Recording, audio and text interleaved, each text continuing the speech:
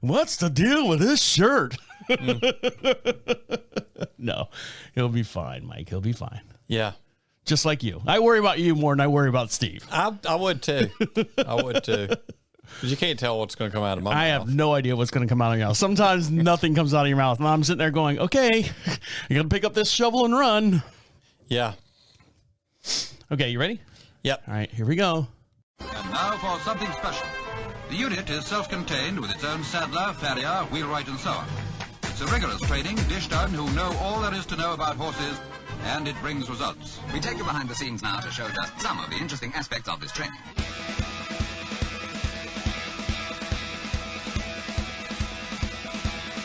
Welcome back to Equine Dynamics with Mike Stine, the #1 podcast to create sound of horses from the ground up. Mike Stine is a registered journeyman farrier with an APF 1 accreditation. On this week's show, we have Steve McConnell from the Equine 1 and Hoof Doctor from overseas. And this is the start of Season 8. Season 8. Episode 1.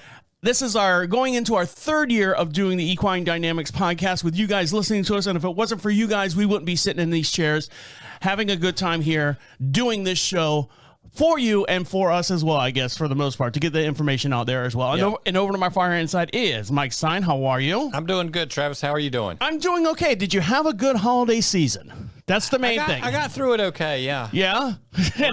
No shots were fired or anything, you know. Well, you say now. Close. Now you say close. Are you saying shots fired at the dinner table, or are you talking about shots fired like New Year's Eve type shots fired? I was talking about the dinner table. Okay, so let's clarify that. So no one got injured at dinner, and you got everything that was Santa good to you this year? He didn't bring me any coal, so no. Sometimes, Mike, you're the kind of person who would ask for coal just to keep warm. Right, yeah. So I would see that. I could use it in my coal forge. You put that in your stocking. Yeah. So, and the new year went great for you? It went. Are you one of those people? Because a lot of people, especially our age, Mike, they, it's New Year's Eve. I've been through, however many in my whole entire lifetime. Are you a 9 o'clock going to bed type New Year's Eve? New Year's Eve, I go to bed earlier. Do you really? Yeah. What's your bedtime on New Year's Eve? 8 o'clock. Okay, so 8 o'clock when normally it's 9:30. Let me tell you what happened here. Now, as you guys know, we have 22 some odd acres here. My wife rides horses, and we have a couple horses here. We have Dominique. And we have Cayenne. Mm-hmm. Off property, we have Diego. My wife rides dressage, just to kind of recap of everyone joining us on episode 1 for season 8 here, so they can get an idea of what goes on here on the property. So we have these two beautiful horses, these two beautiful mares that are out there. Would you consider Cayenne a mare? I guess you would, right? I would consider Cayenne. Now, Cayenne is, for those she's a mare. New to the program, she is a miniature horse. And her mom passed away. Pepper passed away about 3 months or 3 years ago. And so, unfortunately, or fortunately, she was pregnant when we bought her, and then Cayenne came out, hence the Cayenne and Pepper. You got lucky. Yeah, it was a 2-for-1 sale. Yeah, that doesn't happen too often. But our neighbors next door, now we don't have neighbors on top of us just because of the topography and the way our plots are laid out here in the rural country. But our neighbors were nice enough. They know that we have horses. And they normally don't celebrate like New Year's Eve, like rowdy style. They're young. They're younger than us. He actually called me and said, hey, I've got family coming over this holiday weekend for New Year's Eve. We are going to be doing fireworks, and the big fireworks, like the boom, boom, boom fireworks. He's like, will that be okay?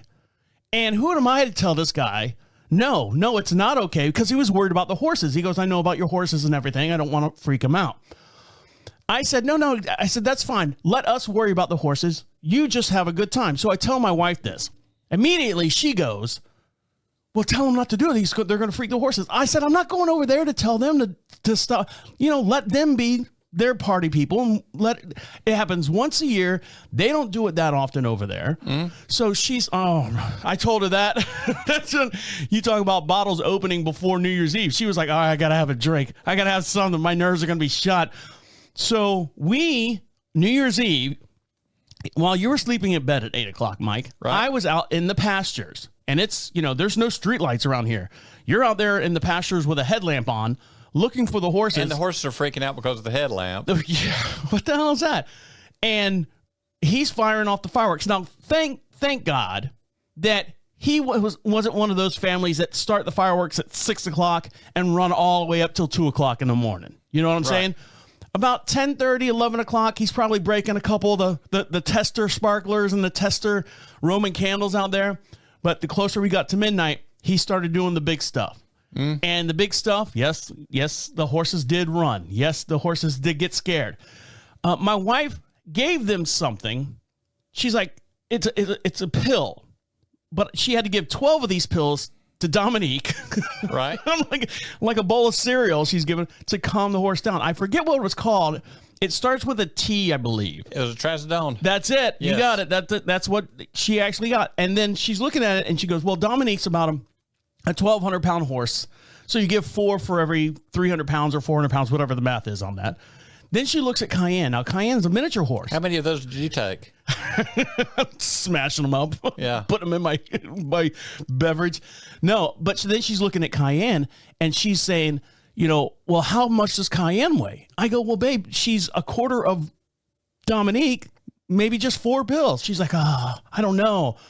So she's looking online. She's doing all this. Anyways, the long of the short was we were out in the pastures brushing the horses till about 12:30. They got well groomed. Yeah. Yeah, they got well groomed. We had a radio playing in the barn to kind of simulate that there's people around, that they're not out there by themselves. It wasn't the fireworks that was the worst part. Was the rapid fire, because we are out in the country. Right. And you get some good old boys out there with a couple Bud Lights in them. And they've pulled out their ARs. They've got everything out there. And AKs and Mike, yeah. You would have thought we were in like Tel Aviv or something like that with the amount of gunfire that was going on. You would hear, it's the funniest part, because you can tell when a girl shoots and a guy shoots. Not that, I'm trying to, split hairs here, but you'll hear like a girl go, bing, bing. You can see them trying to, you can picture them lining it up, bing. And then after about 3 shots, then they go, screw it. Bang, bang, bang, bang. Unload the rest of the clip. Right. Then you got the guys out there. They just unload the clip. They just unload the clip. They don't care. And it was like, doom, doom, doom, doom, doom. I'm like, how are these guns that aren't supposed to be around being fired? And that was the worst part is hearing all these gunshots in the background. I mean, gunshots like, maybe a half mile down the road. I'm like, these people live in our area and these guns are available somewhere. So, yeah. So it was amazing. It was a very unique experience. Well, semi-automatics are legal. Are they really? Yeah. Oh, I know semi-automatics, but I mean, I don't know. They were firing way too fast for my pleasure, I guess I would say.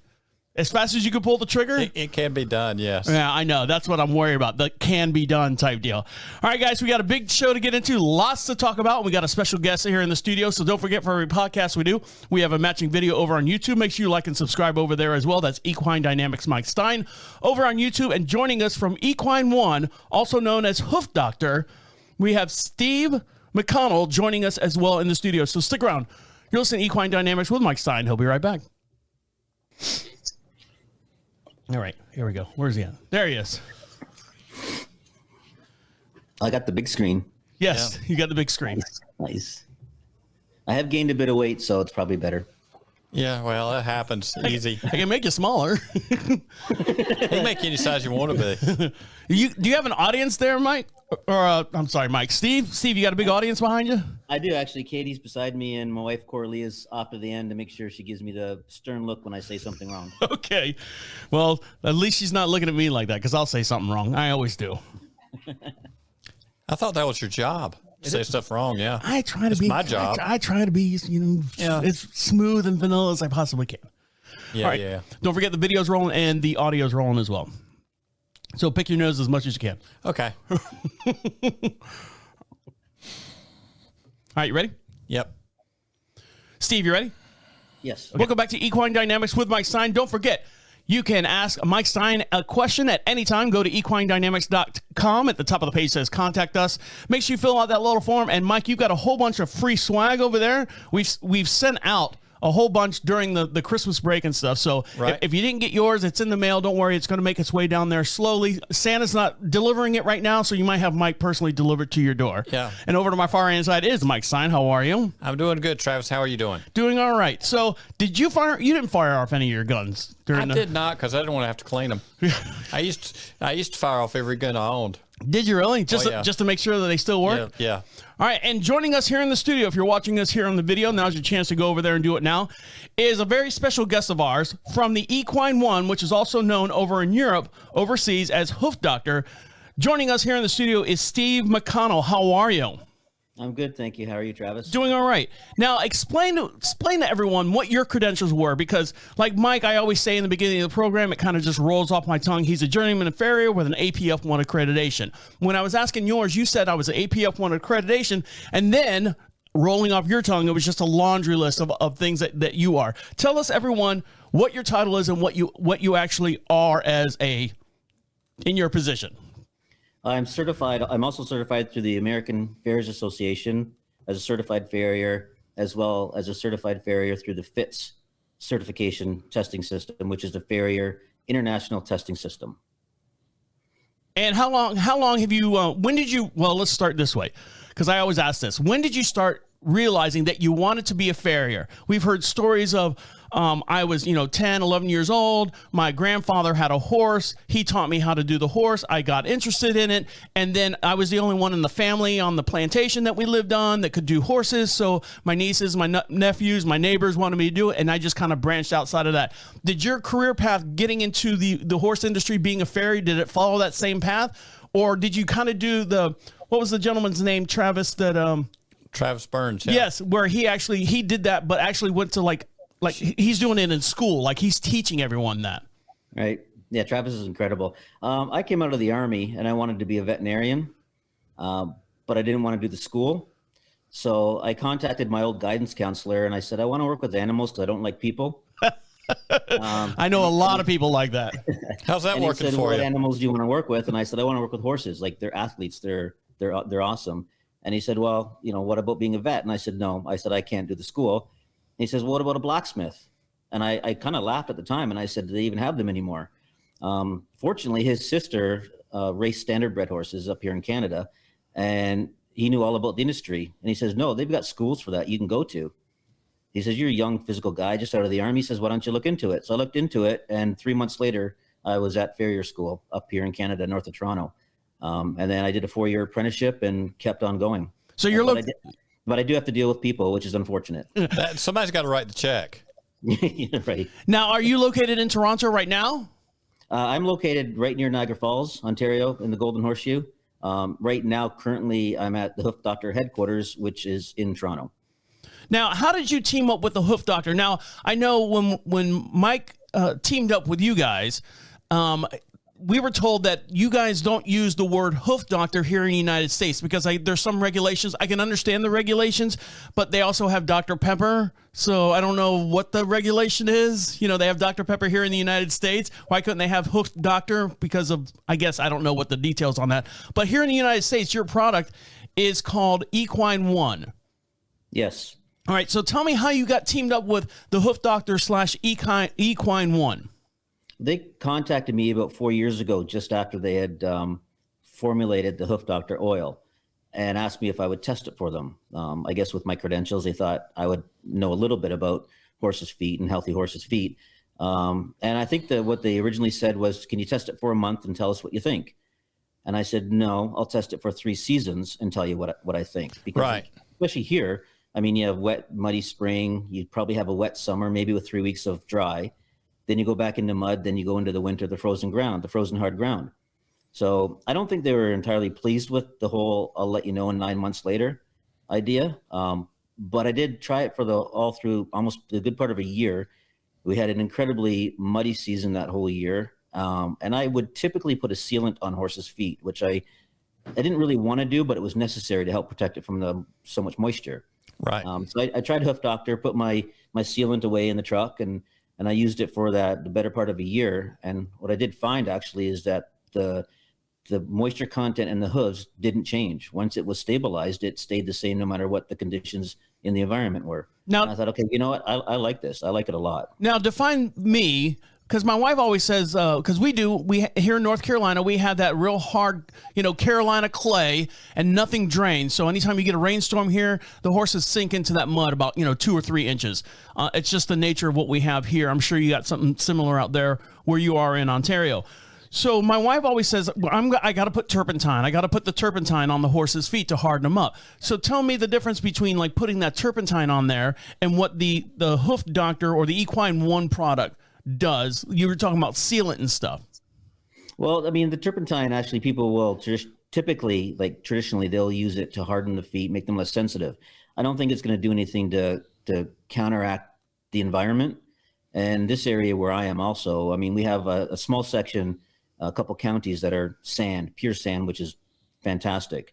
Other than that, most of Southern and most of Ontario is clay, exactly same as what you have. So they're knee deep, hop deep into mud at any given time if you don't have, a good run of 2 or 3 weeks of no rain and no moisture. So I personally am not really a big fan of hardening the feet, desensitizing them per se, just for the simple fact that people don't know that the horse, you might be doing damage that you don't know, if that makes sense. I'm not sure if it does. I'd rather have a structurally healthy foot, the entire foot, and encourage like healthy growth. Then you don't have to typically worry about that of hardening them up, because if they're healthy and they're functioning properly, they'll fundamentally manage themselves, with good nutrition, of course. Now, when you say sealant, the Hoof Care or the Hoof Doctor sealant, is it, because I think of sealant like a water sealant on like my wooden deck out there. The rain's not going to penetrate. What I do worry about is if you're sealing the foot with this product, are you worried about trapping something behind that wall? Or that's exactly it. Hoof Doctor doesn't have a sealant. That's why I like them. That's why I switched over. It's an all natural oil. Okay. With some great ingredients in it. And sealant was, I found at the time, the best way to counteract excessive moisture getting into nail holes or into cracks, creating more bacteria, and just sort of a vicious cycle of issues.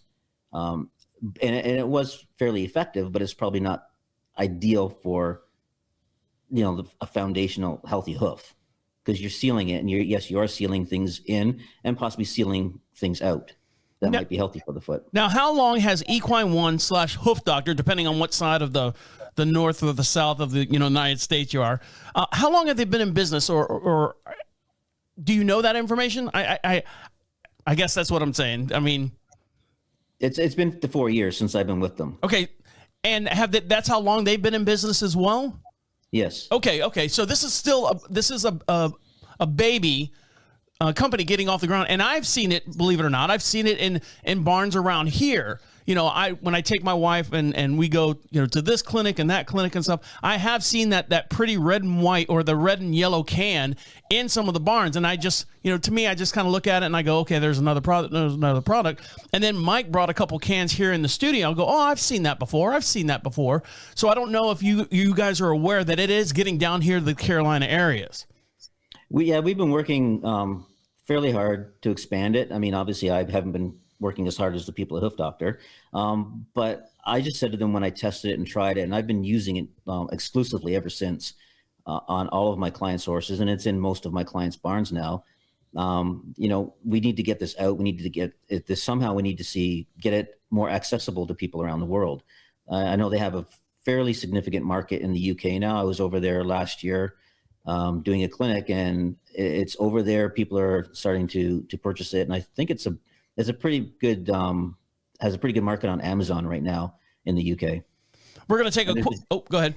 And they actually have established a distributor over in the UK. They're looking for more just to get it, so it's easier for people to get. But it's over there, and down in the States, I know that it's breaking into the market down there. It's just not well known yet.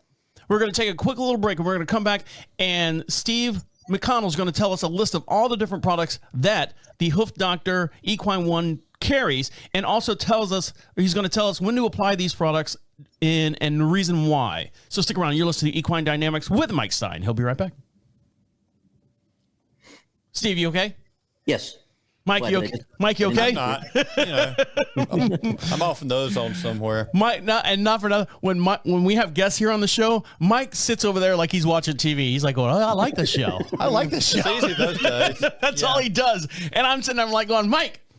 And I know you can't see the studio here. Mike's probably about 5 feet away from me, sitting across the table. I'm just out of reach. Come here. Say something, Mike. Welcome back to Equine Dynamics with Mike Stine. Make sure you follow him over on YouTube, and the way you do that is to search Equine Dynamics Mike Stine, and also over on Facebook. And I'm only saying this, Mike, because I know your office manager has not fixed your website yet. No. Okay, so bear with me. Let me give out all the information, all the little tags and everyone, so everyone can follow you. So if you want to see the video or every podcast we do, we have a matching video, and you can see us here in real time as we're talking here in the studio. Me waving to Mike waving to me. And go over to YouTube, search Equine Dynamics Mike Stine. Also over on Facebook, Equine Dynamics Mike Stine. And again, Mike, over the break and everything, you were posting all the different images, all the stuff from the IPF Right. what is the title again? The IAPF, right? What do you want to call it? I don't go know. with that. We'll go with that. IAPF, yeah. Now you got something going on here in the next couple of weeks. Where are you? What are you? Well, are you leaving me? I'm leaving you. I'm heading to Cincinnati for the Hoof Care Summit. Steve's probably going to be there, aren't you? Yes, I will. This is the first show of season 8, and then you're already getting 2 weeks vacation. Didn't you have Right. 2 weeks vacation already? Well, I can't get enough vacation. So tell me where you're going, Mike, here in the next couple of days or We're so. going to Cincinnati, the International Hoof Care Summit, and I'm going up a couple days early because of board meetings and all that sort of deal. And we will have a big gathering of farriers and vets from around the world, and some of the best top demos and lecturers from around the world. The best and the top. That's right. That's right. And joining us here in the studio as well, all the way from Ontario, Canada, representing Equine One, also called the Hoof Doctor over there, is Steve McConnell. How are you? I'm good, thank you. Thanks for joining us. So you've been with the Hoof, I'm going to mess this up. You've been with Equine One, the Hoof Doctor, for 4 years, and they've been just establishing themselves. And from so far from what I've seen, they've done very, very well as far as getting their product in the barn. What products do they actually carry? Is it just the 1 or 2 items that we have here in the studio, which I know Mike forgot to bring up? You have it downstairs in your truck? No, you don't. No. He forgot it at the house. But what is the long list of products that you do carry? If it's too long to name, just name like the top 3 or top 4 that you have. Well, currently right now they have the 2 products on the market. You can see he came prepared, Mike. He's prepared. He's prepared. oil, I which is stumbled out the door. Equine One hoof oil, and then they have the Equine One hoof mender, the putty. Okay. So those are the 2 products they have on the market right now. They're coming up with some more really kind of amazing products. Actually, they just told me about it 2 weeks ago, and I'm going to take some home today and start trying them out. My wife will try them out in the horses she rides, and I'll try them out with my clients. But those are the 2 products on the market right now. Now, is that a 1-2 punch? Do you use those 2 together, or are they 2 separate products that you use? This one is for this situation, the other one is for another situation, and those 2 paths won't cross paths. So no, they're not so much a 1-2 punch, but they can be. You explained it perfectly. So the oil you would use for certain circumstances, like healthy hoof, from the environment to keep the moisture content in the hoof where it's supposed to be, like the epitome of the content level. And then the putty you would put into areas, because it's the texture is more of a putty, a clay type product. You would put that into areas of separation between the hoof wall and the sole, or in the frog. For you, Travis, the squishy thing in the middle of the foot. Yes. There you go. Thank you. I got squishy things. If it gets too squishy, you want to put some mud in there. Put that in there because- Steve understood the assignment, Mike. You see that? Where he goes, Right. and for you, Travis, dummy. It's Right. the squishy thing in the middle. Yeah. So fundamentally, both products are antibacterial, they're antiseptic, antifungal. They're just different. One is an oil that can penetrate more, can be more of a cover, where the putty is something you would put physically into an area of concern. So like a toe crack or separation, or like central sulcus thrush bacteria, in conjunction with the oil.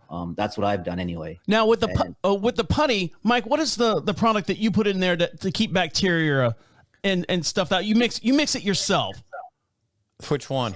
The copper sulfate or something like that. Using the copper sulfate powder. And now does that have copper sulfate powder, the putty? Because you were talking about when I'm doing acrylics, I'll put some of the powder in the acrylics. I'll do that also with the dental impression material, the acrylics. Copper sulfate can be a bit caustic and can be somewhat, I wouldn't say dangerous, but you have to be cautious when you're using it, not to breathe it in or get it in your eyes.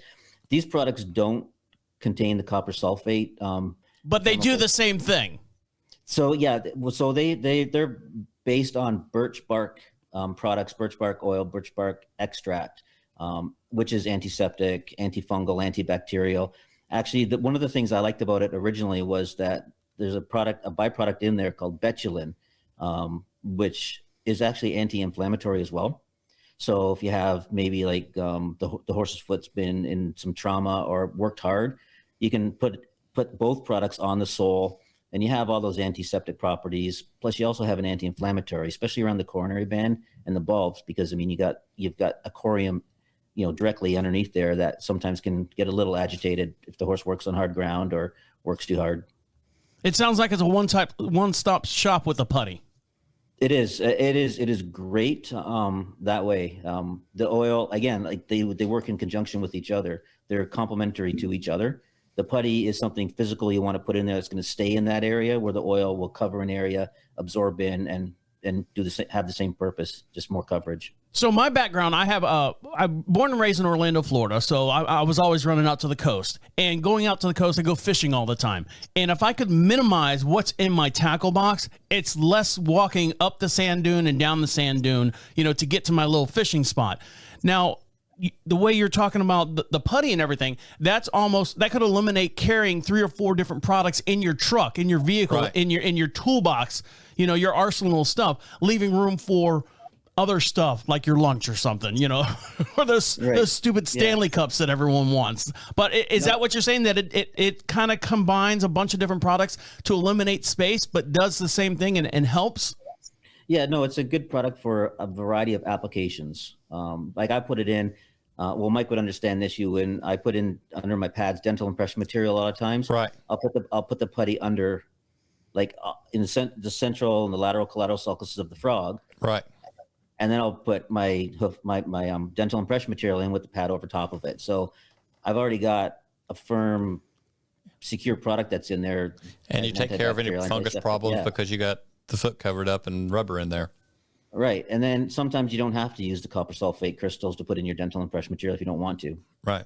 All right, guys, we're going to take a quick little break. When we'll come back, we're going to talk about how this new season, because we're getting into the wintertime and the temperatures haven't been rising above 40 degrees here in North Carolina, how that's going to manage the horse's feet and the changes that are going to happen. And we'll dive into that when we come back. So stick around. Right, we've been cold lately. I've had to put on a vest this morning. All right, so stick around. You're listening to Equine Dynamics with Mike Stine. We'll be right back. Oh, Mike, you kill me sometimes. I try.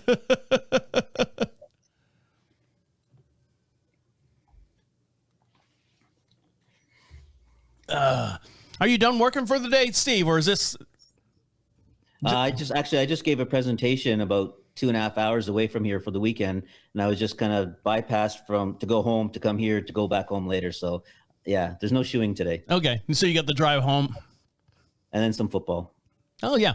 Now is that hold on? Is that football or football? No, it's football. Okay, I know. All right, you ready? Yep. Yes. Steve, you're okay. Welcome back to Equine Dynamics with Mike Stine. Get your questions into Mike Stine at any time. Go to equinedynamics.com. At the top of the page says contact us. Fill out that little form, ask us a question, and we'll read it here on the air. If we don't read it on the air, don't worry. You'll still get yourself some free stuff. Put a return address in there as well, and we'll send you out a whole bunch of magnets, some stickers. Mike went to the store the other day, or the print shop. Got a whole bunch of neat little things over there, and we'll fill up your little goodie bag. Just go over to equinedynamics.com, and while you're over there, make sure you follow us on YouTube and also on Facebook as well. And over to my far hand side is Mike Stine. How are you? I'm doing good, Travis. How are you doing? And how are you doing, Steve? And joining us here in the studio, all the way from Equine 1, Hoof Doctor, is Steve McConnell. How are you? I'm good, Travis. Thank you. Hello, Mike. Hello. Now we're getting into the wintertime here in North Carolina. Growing up in Florida, I was excited about coming to North Carolina. Like, all right, North Carolina, we're going to get snow during Christmas time. We're going to get, nice fall leaves, that seasonal change. Florida, it's 80 degrees no matter what it is. Unless it's summertime, then it's 180 degrees.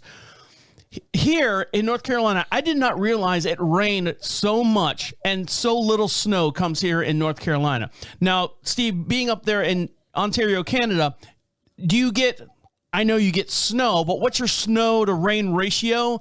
And then you said you get like a couple weeks of dry weather. And how does that affect the horse's feet? I would think of like, you always hear in the movies, like always change your socks so you don't get like trench rot or something like that in the war movies.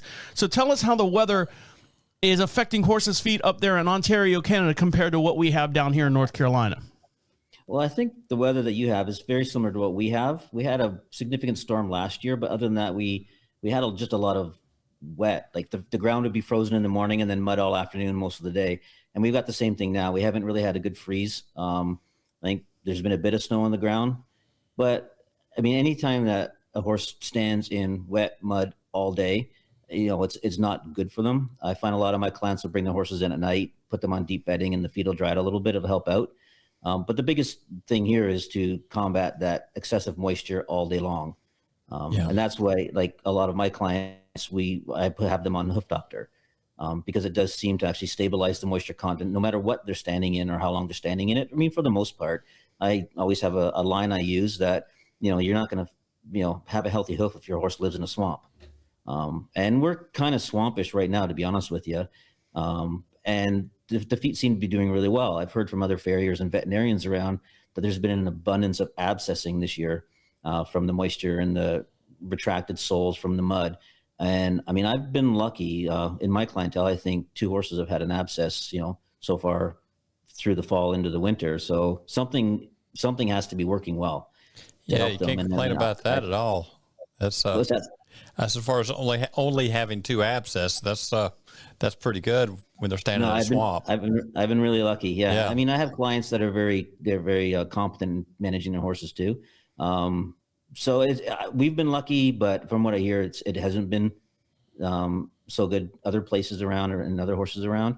But also, I mean, I made sure that every one of my customers has Hoof Doctor in their barn. Now, when you say your clients and your customers, what is their background as far as who are they? Riders? Are they lawn ornaments? Are they dressage? Are they hunter jumpers? Are they 3-day eventers? What type of horses are you working on in your barns and stables?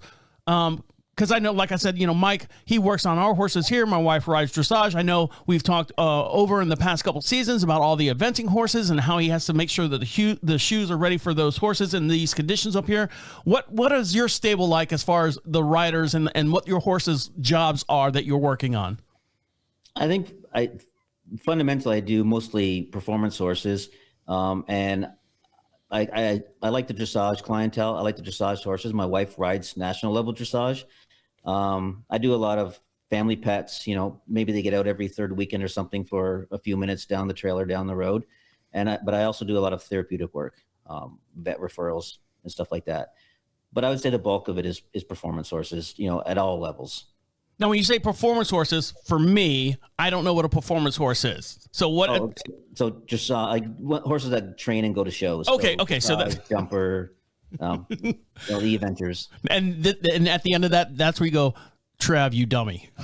It didn't come out though, did it? No, it didn't. Okay. You were thinking it. I'm sure you were. I know. If I think something, it actually just comes out. It's funny. My wife listens to the show, but she can't listen when with me around, because she always looks at me and goes, "Oh, babe, you are so naive. You're so naive." I'm like, but I want to know. That's what I want to know. So when you say performance horses, anything that's involved in the show communities? I think, anything that's in training to go to a show.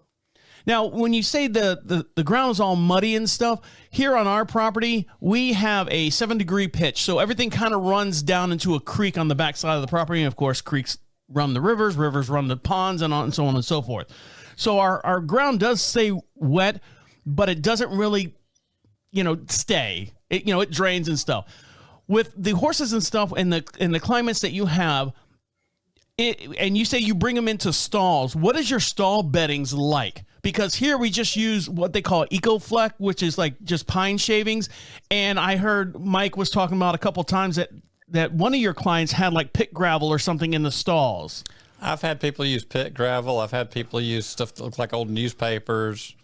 You name it, they've done it. So what is your stalls when the ground is as wet as it is up there in Ontario, Canada, and you're trying to get them off this big sponge of a field? What are you laying in the beds of the of their stalls to keep their feet? And I know you said you put about 4 or 5 inches of material in there. What are you actually putting in there? Shavings, like just regular shavings. Yeah, wood shavings. But there's different textures of shavings. You have like a sawdusty, or you can have the chips. So a combination of like a medium-sized chip and some sawdust is usually the best to take the moisture away in their when they pee and poo in their stall, to kind of control that.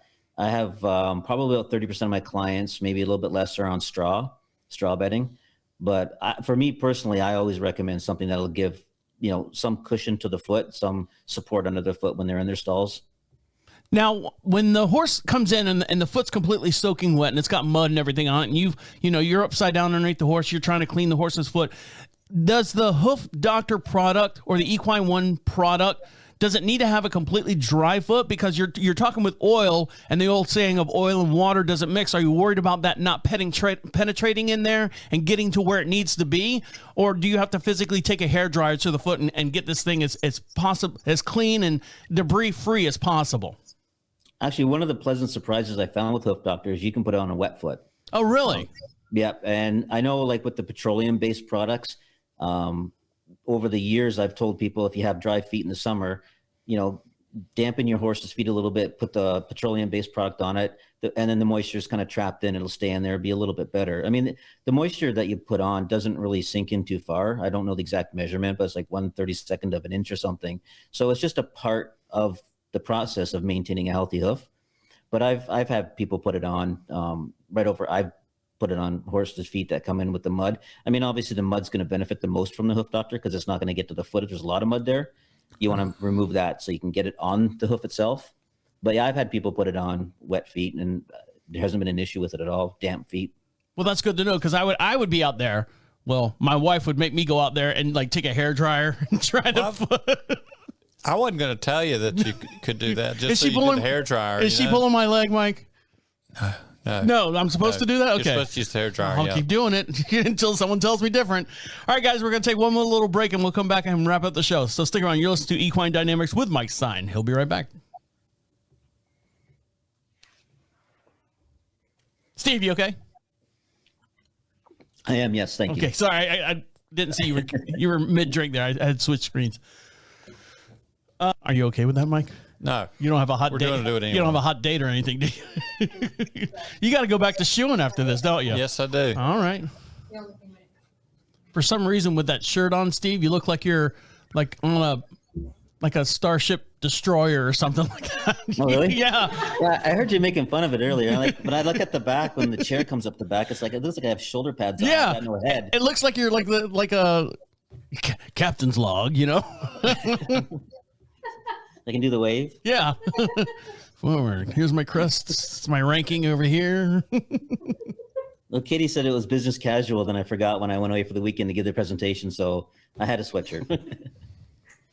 Welcome back to Equine Dynamics with Mike Stine. Don't forget, for every podcast we do, we have a matching video as well. Make sure you like and subscribe to Mike Stine over on YouTube. Search Equine Dynamics Mike Stine, and you can see all the different videos, all the different articles. Mike, for the past couple seasons, has brought x-rays here into the studio. You can see live x-rays as we talk about it here on the show, pictures and actual clinics and stuff that Mike has done. And if you like Mike Stine or the Equine Dynamics podcast to perform at your location, over on the equinedynamics.com at the top of the page says clinics.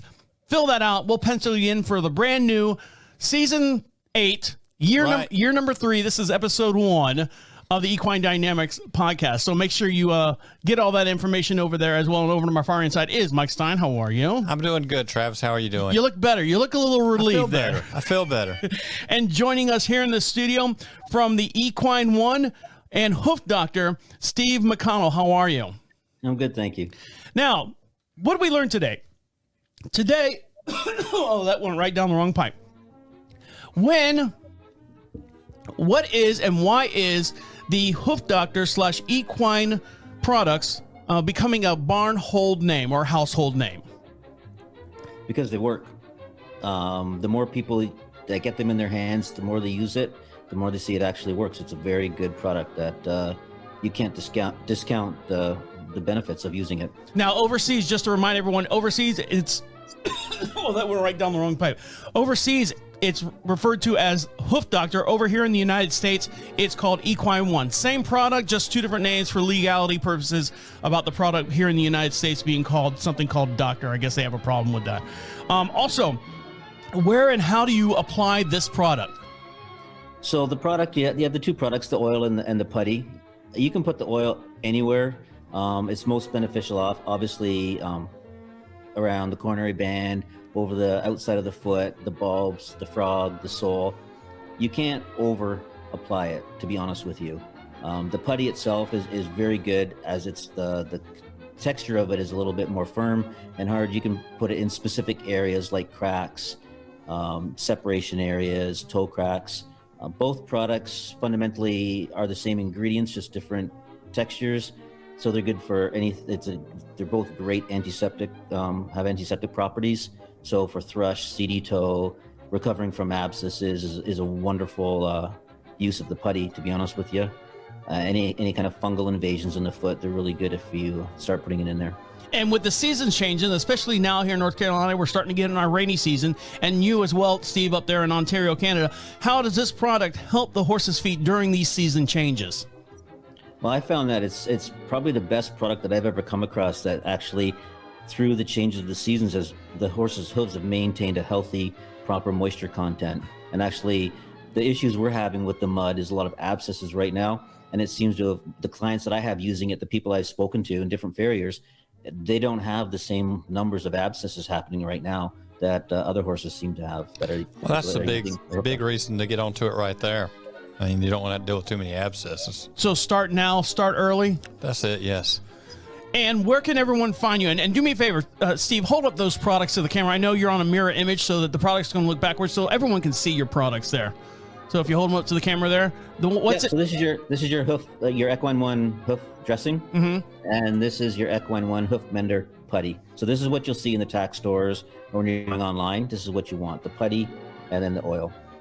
And where can everyone find your product, and how can they get a hold of you and all that information as well?